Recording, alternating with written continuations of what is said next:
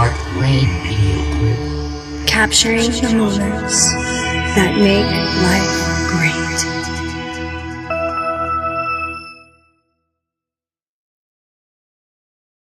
Ladies all around the world, listen up. We're looking for you.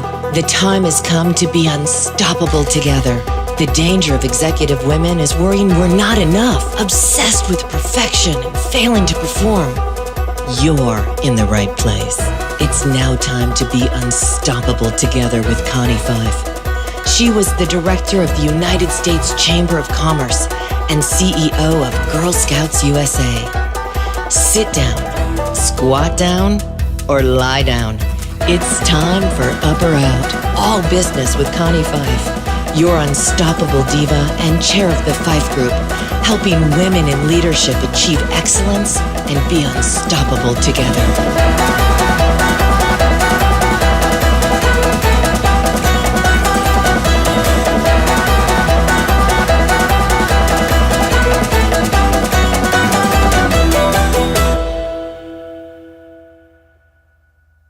Well, hello, this is Connie Fife, your unstoppable diva, and you're listening to Up or Out with Connie. Do you have a desire to move up and be heard in the boardroom? Are you ready to go out and become an entrepreneur? Or are you already an entrepreneur and looking for those leadership skills and you're looking to accelerate your business? Well, you're in the right place because we have an awesome show for you today. With us, we have Dov. If I'm saying that right, Dov. And he's all the way here from Canada, Vancouver, a beautiful, beautiful place. Just realized I was there speaking recently and not too far from where he's located. So next time we'll be able to connect and get together. But we're going to talk today about his new book, which is Fiercely Loyal. And it's, just not a book, but it's really fiercely loyal. How are you fiercely loyal? So I was looking for my quote for today, and what I found was, never push a loyal person to the point where they no longer give a damn. They stop being loyal to you. And, so don't go there. And there was an unknown author on that one. So for today, I'm taking credit for that one. But we're going to jump right into the show. Right after our commercial break, we have to let our sponsors in because they're paying all the bills. So hang in there. We'll be right back. Hi, this is Connie Five, your unstoppable diva, host of Up or Out with Connie. I am thrilled to be a headliner host on the C-Suite Network, where you can grow your brand, grow your tribe, and be unstoppable together. We are the hottest podcast for C-level executives and entrepreneurial leaders. Each week, we interview content leaders on leadership, personal brand, business, and influence. Continue to hear me right here on the C-Suite Network, also on iHeart Radio, Sirius XM, iTunes, and over 900 networks around the globe. Follow me on Facebook, LinkedIn, and Twitter because you don't want to miss any of the good stuff. Until next time, this is Connie Fife, your unstoppable diva. Be bold, be connected, and be unstoppable together. We're back and you're listening to Up or Out with Connie, and it is time to turn up the volume because with us, we have an amazing guest today, international speaker for over 30 years. He has his finger on the pulse of evolving the world of next-gen leadership. He's Inc. Magazine's top 100 leadership speakers. He's a master at being a storyteller, a leading authority on authentic leadership, and founder of the Full Monty and the Authentic Speaking Academy for Leadership.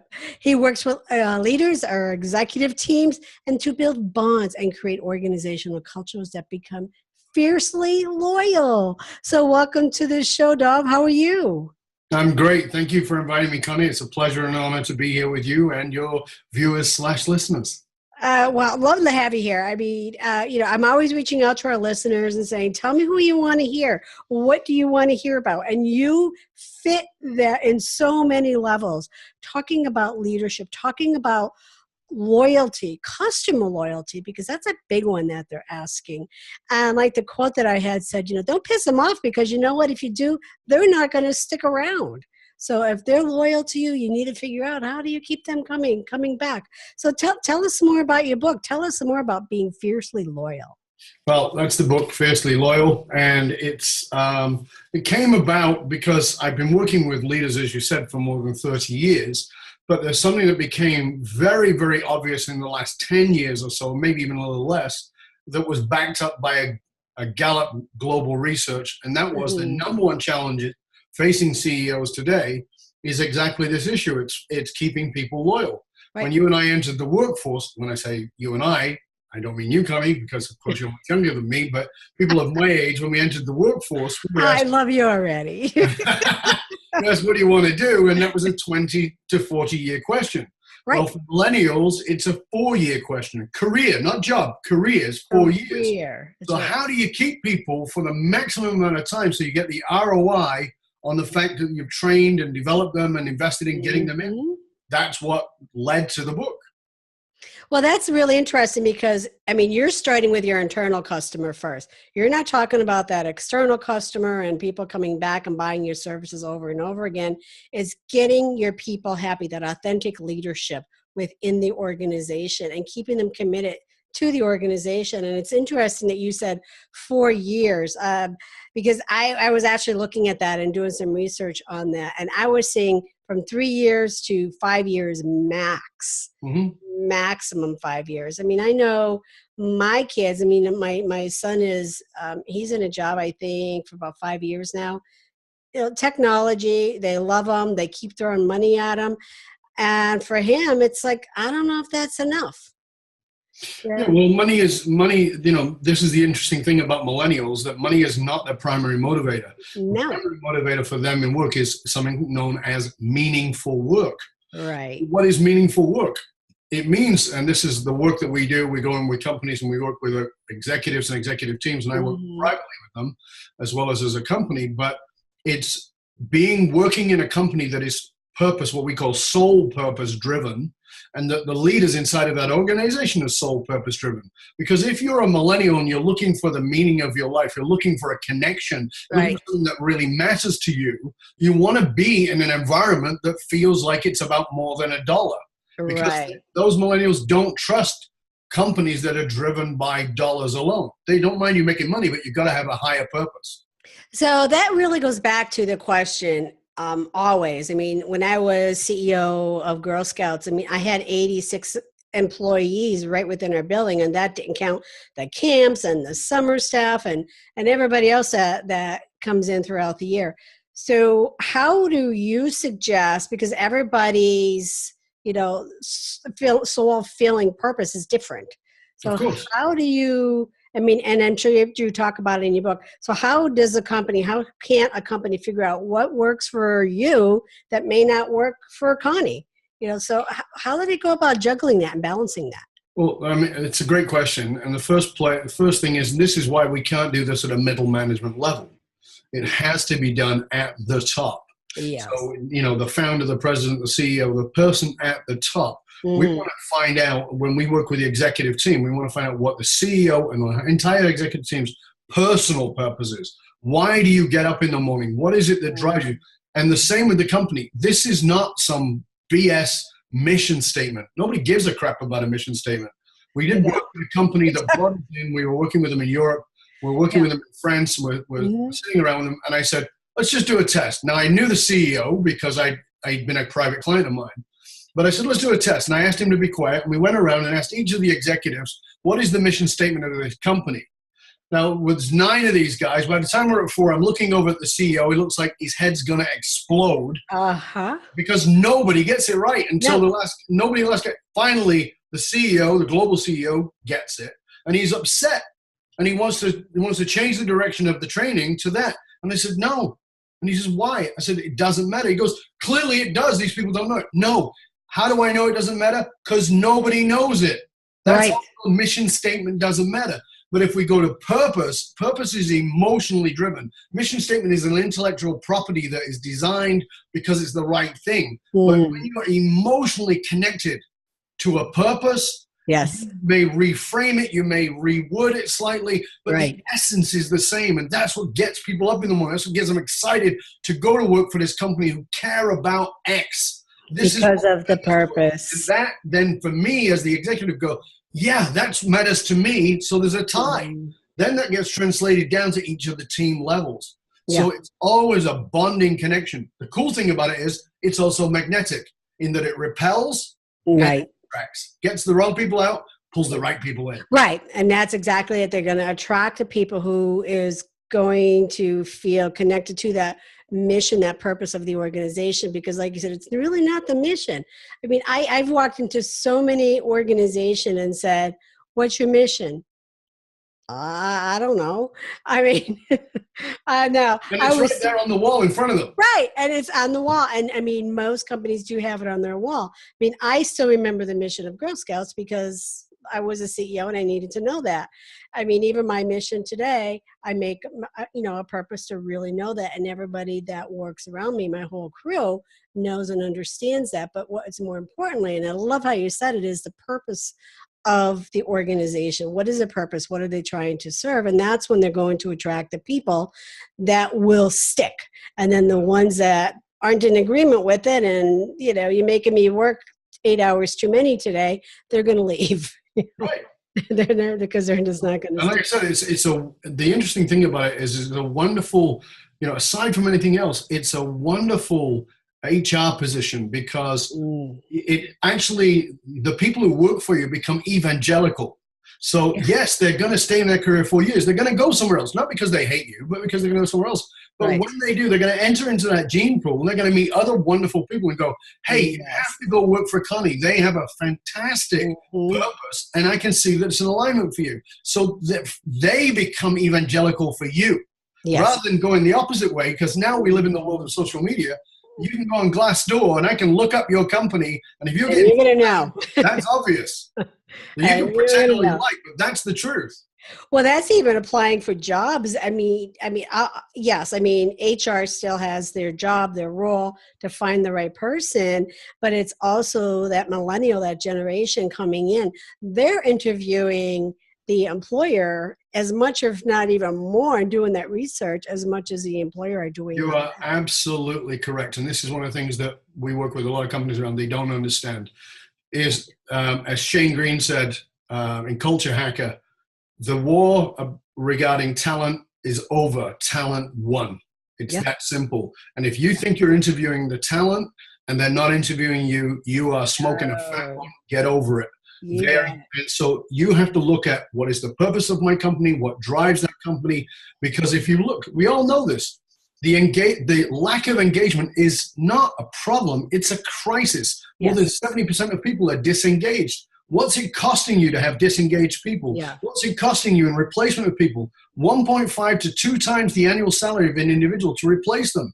Then when they're there, they're disengaged. So you're getting a 30% max output of them. This is costing you a fortune. This is the work we do that shifts everything and makes a company more profitable because it's that soft skills that creates the hard bottom line.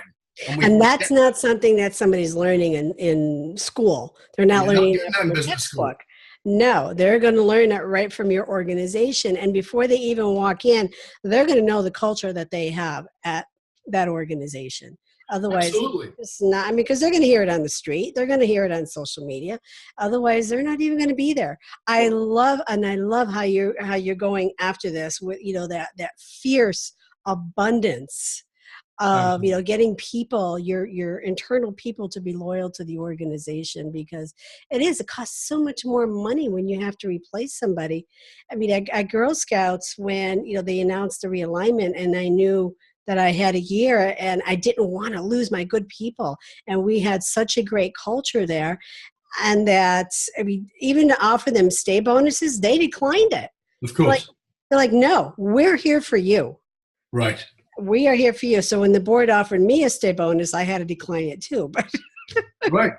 Because my team didn't do it. I can't do it.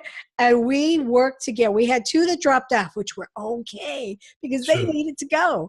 But everyone else of my senior team stayed until the end. Everyone stayed until the end. I mean, it was a sad moment, but I was just so thrilled and proud of them that they fully understood the culture and how we had to really dig in deeper to make that year so successful. And we did, and it's still the best year on record. So But that's the whole point, isn't it? I mean, there's an alignment with the leader. See, leadership, and then people don't understand leadership. I mean, I really feel like it's a fallacy. Well, leadership is such a broad definition. Of course. It really is. So it's like, okay, because I talk about when leadership is one, a lot of what you're talking about, an authentic leadership and, getting that emotional engagement and, getting people to want to do more. But that definition of leadership is so broad that our challenge is really narrowing and bringing that in so people really focus on what the true definition and that meaning of leadership is. And I'd like to put something forward for our listeners, our viewers to tune into, and that is this. At the simplest possible level, leadership is influence. So by virtue of being in that position, you are in a position of influence. Yes. The question is, what are you influencing people towards? Are you influencing them to be leaders or followers? If you're influencing them to be followers, then you will be driven to be a micromanager rather than a leader. If you're influencing them to be leaders, then you're going to have to tie them emotionally to you. You're going to have to find a reason for them to want to bond with you. Yes. That's going to have to come out of your authenticity. That's and right. your vulnerability, your willingness to share your humanity rather than your. This is the thing that bonds people to each other. Think about your best friend, the person who is your best friend. Think just why are they a friend? Let's just do a little exercise right now. You can do it. Okay, sure. On one side of you, I want you to imagine that on your left you have somebody who is a loyal, trusted friend you've known for, say, 3 years. Okay. On the other side, you've got somebody else you've known for about the same amount of time, about 3 years. Okay. But they're an acquaintance. What's the difference between the two people? It's not time. So what is it? It's not time. It's our openness with each other, the vulnerability. We were authentic, true to ourselves. I have someone who I call my best friend, and I've only known her 6 months.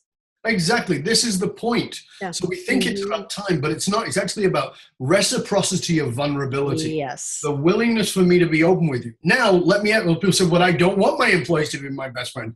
No, but you want them to be loyal. Yeah. And that loyalty comes out of a reciprocity of vulnerability. And as a leader, you must go first. That's right. You must go first. Let that, as the modern corporate languages, open the kimono and let them in. You got to let people see what's underneath. Once you do that, they'll reveal I always say that. We're going to share with you. We'll just open that kimono and we're going to put it out there. So many ugly images come to mind when you say that.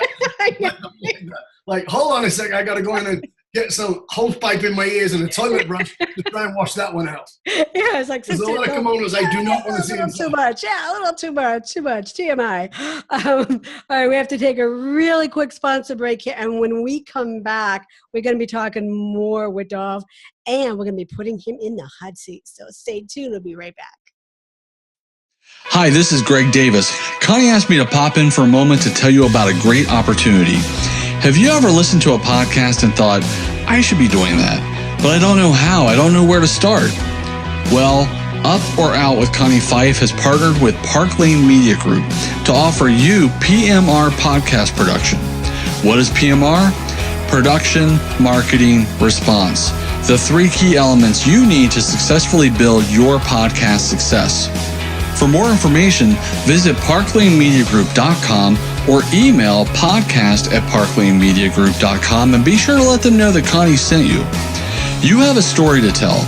We'll help you share it. Come to parklanemediagroup.com today and start building your podcast success. And we're back, and you're listening to Up or Out with WCONNIE. And joining us today is Dov Baron. And Dov, how could our listeners find out more about you and your programs? Thank you for asking. I appreciate that. You can find out more about me at fullmontyleadership.com, like that movie, Full Monty. fullmontyleadership.com is the easiest way to find me. You can also write to me personally. I'm a crazy person. I give out my personal email. It's dov@dovbaron.com. Of course, you can Google me. I'm on YouTube. We have a YouTube channel, also a podcast, as you know, and many other places you can find us, Right for Entrepreneur, and 12 other outlets. So just Google my name. That's the easiest way. He's out there. He's Googleable. Definitely Googleable. I'm definitely up and out. Well, I want to add also that Dov, he's a best-selling author. You have several books. Yep. And again, we've talked about your latest book, which is Fiercely Loyal. You're working with high-performing companies. You're developing and helping them retain top talent. Love it, love it, love it. There's so much, in my lane there.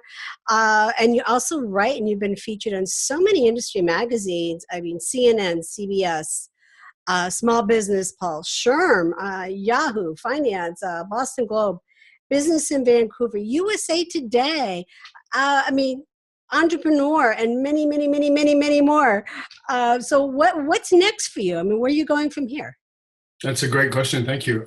We're actually now still always at growing and expanding the business in the form that it is with the speaking and my work privately one-on-one, always growing the podcast. But the next thing for us is developing online programs so that we can train people who we don't normally serve in how to be a better leader as they come up through the ranks to what it takes to be a truly authentic leader in action. A lot of people think they're an authentic leader, but when you test it in action, then it falls through a little bit.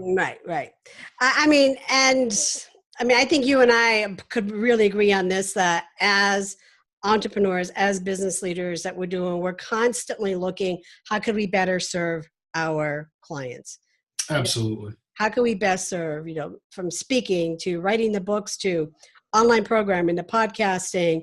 And we're always looking for ways to, I know I drive my team crazy. Let's try this now. This is where we need to go.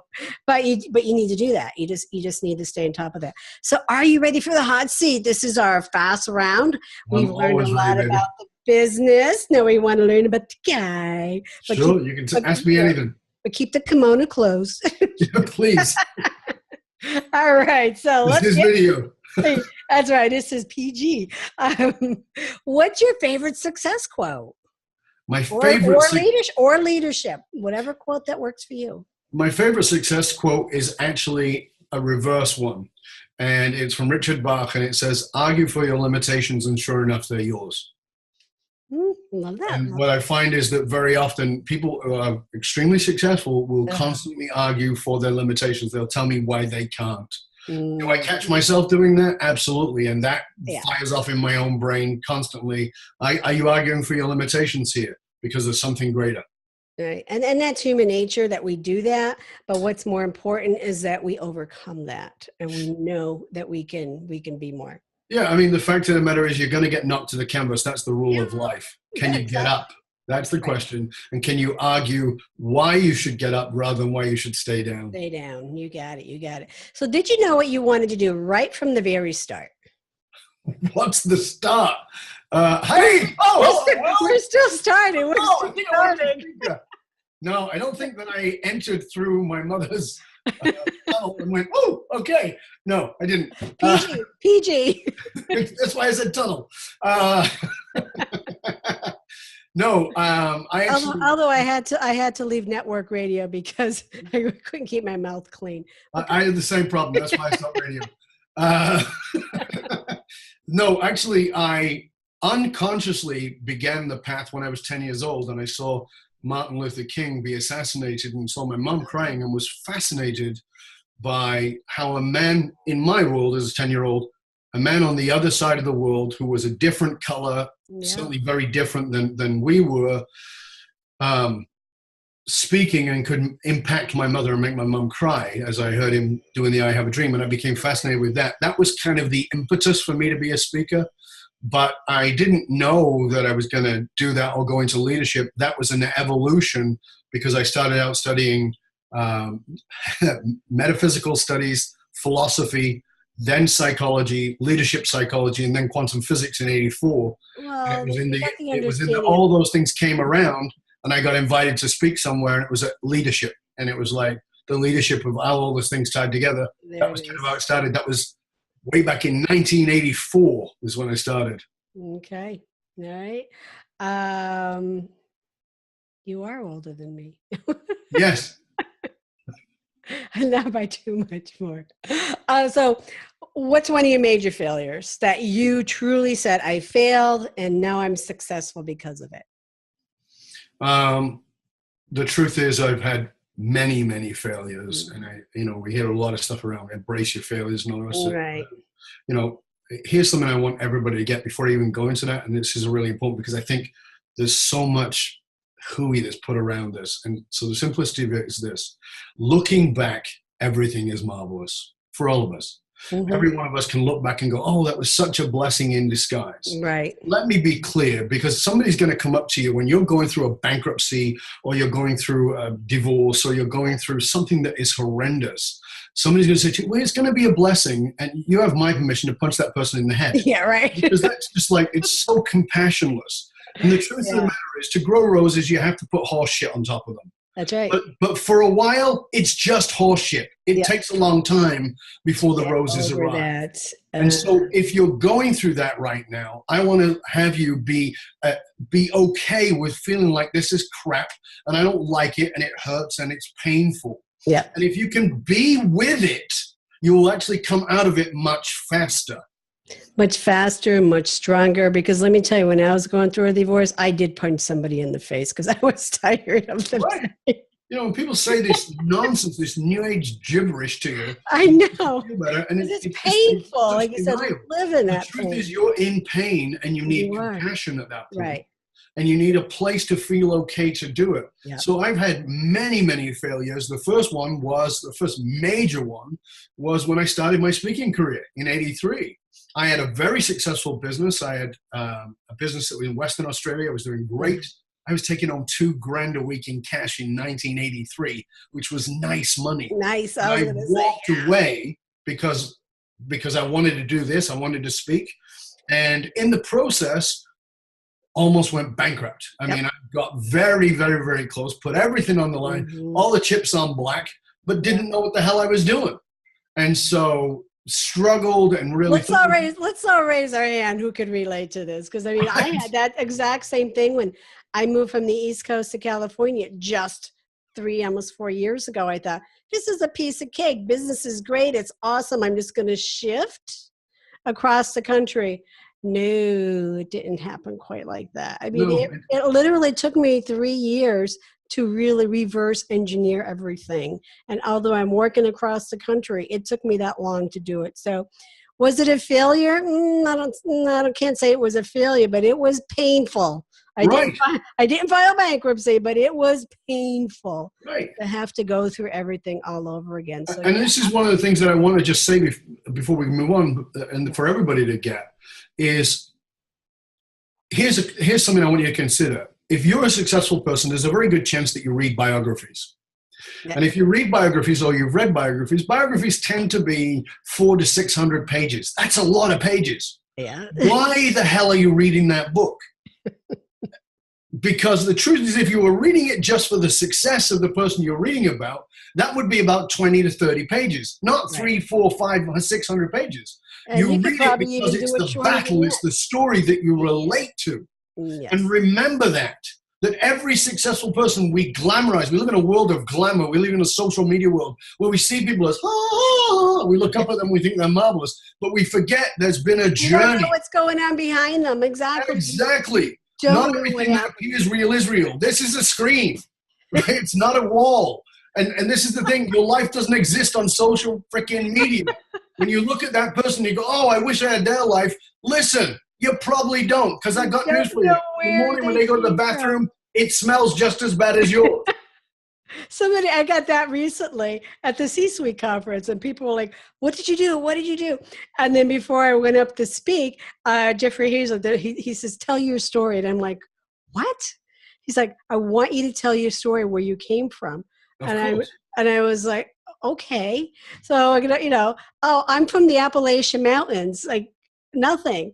And I had so many people coming up after me I just thought you just were always successful. I was like, hell no. I mean, it takes years, but like we said earlier, but you got to continually putting yourself out there, and you got to recreate yourself. And it's just a continuum. My husband said to me last week, and he's like, he goes, what do you want to do? And he was busy doing something. And I said, don't worry, I got something to do. And he was kind of like, oh, really? I said, trust me, the day I say that I have nothing to do is when you need to worry. Sure. Because, you just got to be out there. And I know you're always building your business. I mean, there's a saying, this is always be selling, but I think that you've always got to be building, particularly in a social media world. You've always got to get out there. I mean, you named all the different places I am. I write for like 14 outlets. People think I'm insane. The only person who writes for more outlets than me is Lolly Daskell. She writes for 30. Oh, my God. Yeah, she writes for a lot. Right. I know. But, I don't write for that many. But you eat, sleep, live, breathe. And if it is your passion, if it is your purpose, if you are connected to it, it's not work. I mean, sure, some days it is, but mostly it's not. But the thing about it is, don't look at somebody. I'm gonna tear someone right now. But when you watch those Tai Lopez commercials for that guy who used to be broke and now he has Lamborghinis and he's showing you who he's mentioned, honest to God, I want to scream at people because they actually think that that's a reality. You might remember, Connie, Tom Vu. Do you remember Tom Vu? Oh, yeah. Right? And it's not. I mean, it's... Buy my real estate course. When you watch my real estate course, you'll be millionaire next week. No, it doesn't work like that. It does Every overnight success took 10 years minimum. Well, I mean, they say I became an overnight success 20 years ago, or it took me 20 years to become an overnight success. Of course. And that's the reality. I mean, that really is the reality. I know we digress. I would love to keep talking. And my final question, I think we already said. So what's your final words of wisdom for people who are pursuing their path to success? My final words of wisdom around that are very simple. Find out what your purpose is. Yeah. Find out what your purpose is. I know we all live in a world with money and you got to pay your rent and all those kinds of things, but find out what your purpose is, not your passion. Different. Understand that. There's two things that are very different. Your passion, how do I know? Well, I can tell you, when I was 18, my passion, my focus, if I'd have become that, I would now have a size 38D chest.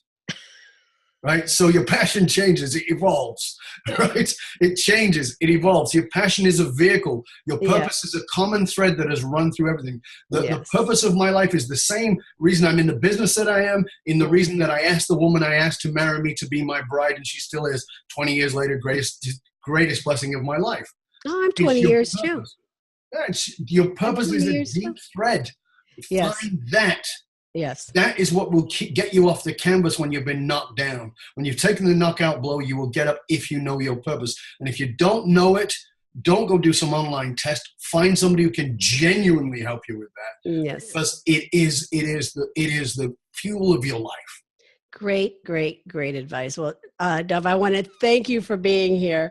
Author, speaker, podcaster. You want to get his new book, Fiercely Loyal. You want to listen to his podcast. So to learn more about him, go over to Dov Baron, but you can go to fullmontyleadership.com. Again, fullmontyleadership.com. And he is Googleable, Dov Baron, Baronn. Dov is D-O-V. So that's all I have for today. And Dov, I want to thank you for being here today. You've been incredible. And we could just keep talking. I mean, I love this conversation. Thank you, Connie. It was an honor and a pleasure. I want to thank each of you, and I want to thank each of the listeners and viewers for tuning in. Thank you for your attention, and thank you for your engagement. Well, thank you all for being part of our community, and keep sending in your success stories or any questions that you might have to Ask Connie at upperout.com, and we will share your stories, and because we want to help others motivate and take action. And if you are the leader that you want to be and you've already figured out, be sure that you help others and help guide them along the way so they can find their path and become the leader that they want to be as well. So it's been great being here with you today, and ask yourself, if you can do something different to get a different result, what would that be? This is Connie, your unstoppable diva, and you're listening to Upper Out with Connie Fife. Until next time, be bold, be connected, and be unstoppable together.